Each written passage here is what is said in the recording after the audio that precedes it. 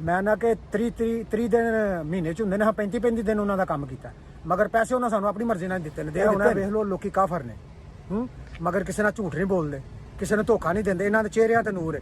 ਅਸੀਂ ਮੁਸਲਮਾਨ ਹੋ ਕੇ ਆਪਣੇ ਚਿਹਰਿਆਂ ਤੇ ਨੂਰ ਵੀ ਗਵਾ ਬੈਠੇ ਆ। ਸਕੇ ਭਰਾ ਨੂੰ ਝੂਠ ਬੋਲਾਂਗੇ ਹੈ, ਸਕੀ ਭੈਣ ਨਾਲ ਝੂਠ ਬੋਲਾਂਗੇ ਕਿ ਭਾਈ ਆਹ ਤੇ ਅਸੀਂ ਤੇਰੇ ਨਾਲ ਸਹੀ ਚੱਲ ਰਹੇ ਹਾਂ, ਅਸੀਂ ਆਪਣੇ ਭੈਣਾਂ ਭਰਾਵਾਂ ਨਾਲ ਨਹੀਂ ਸਹੀ ਚੱਲ ਤੇ ਇਹ ਤਾਂ ਪਾਕਿਸਤਾਨੀ ਬਣ ਜਾਂਦੇ ਤਕਰੀਬਨ 7-8 ਲੱਖ ਰੁਪਏ ਬਣ ਜੀ ਭਾਈ। ਆਹ ਤੇ ਇੱਥੇ ਖਰਚੇ ਵੀ ਬੜੇ ਨੇ ਤੁਹਾਡੇ ਸਾਹਮਣੇ। ਇੱਥੇ ਅਗਰ ਬੰਦਾ ਰੈਸ਼ ਰਹਿੰਦਾ ਹੋਇਆ, ਪੀਵੀ ਸਿਗਰਟ ਪਾਣੀ ਪੀਂਦਾ ਹੋਇਆ, ਤੇ ਇੱਥੇ ਮੈਕਸਿਮਮ ਦਾ 800 ਰੁਪਏ ਆਪਣਾ ਖਰਚਾ। 800 ਯੂਰੋ ਮਹੀਨੇ ਦਾ ਆਪਣਾ ਖਰਚਾ। ਘਰ ਕਿੰਨੇ ਦਾ ਮਿਲ ਜਾਂਦਾ ਸ਼ੇਅਰਿੰਗ ਚ ਇਕੱਠੇ ਜਿਹੜੇ ਰਹਿੰਦੇ ਨੇ? ਇਕੱਠੇ ਰਹਿੰਦੇ ਨੇ 60-70 ਯੂਰੋ ਦਿਹਾੜ ਹੈ ਉਹਦੀ, 80 ਰੁਪਏ ਦਿਹਾੜ ਹੈ, 100 ਰੁਪਏ ਤੱਕ ਦਿਹਾੜ ਹੈ। 100 ਯੂਰੋ ਜਿਹੜਾ 100 ਯੂਰੋ ਰੁਪਏ ਦਿਹਾੜ ਹੈ। ਮੈਂ ਆਪ ਇਸ ਟਾਈਮ ਇਨਸ਼ਾਅੱਲਾ ਅੱਲਾਹ ਦਾ ਬੜਾ ਕਰਮ ਹੈ 90 ਯੂਰੋ ਲੈਣਾ ਪਿਆ। ਮੈਂ ਰੰਗ ਦਾ ਕੰਮ ਕਰਨਾ, ਸ਼ੁਕਰ ਅਲਹਮਦੁਲਿਲਾ। ਫਰਾਂਸ ਦੇ ਵਿੱਚ ਇਹ ਮਜ਼ਦੂਰਾਂ ਦੀ ਮਾਂ ਹੈ ਮੁਲਕ।